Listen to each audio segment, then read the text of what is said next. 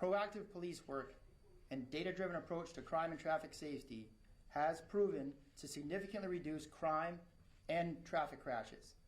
Just this past Thursday, in this building, in a public safety public hearing, the manager of Connecticut's Alvin W. Penn Law, who tracks data related to car stops, testified that Connecticut saw in 2022 its deadliest year on record related to traffic fatalities. At the same time, he testified that traffic stops in Connecticut saw a 40% reduction statewide and about a 65% reduction by our troopers who patrol our interstates, which of course is the most of our traffic. So we can sit and make excuses about staffing, we can make excuses about pandemics and viruses, or anything else, but the truth is this.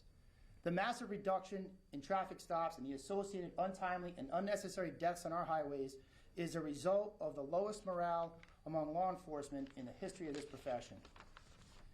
At that same public hearing, we heard a bill that would, in effect, prohibit officers from conducting investigative stops.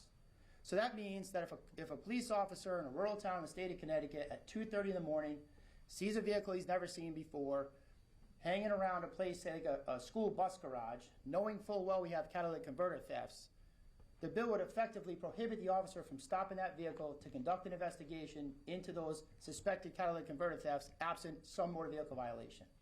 So even though we know the data, we're still making moves in this building to try to limit the amount of which our officers stop cars. The fact is that Connecticut boasts some of the highest professional standards and employment requirements in our nation surrounding law enforcement. We also have strict accountability for those who disparage the badge that they wear. And I think it's an important distinction to make that there's a difference between police accountability, that is holding someone responsible when they do something incorrectly, and police restrictions, which is stopping them from doing their job altogether. And I think we need to continue to make that differentiation because they get conflated often.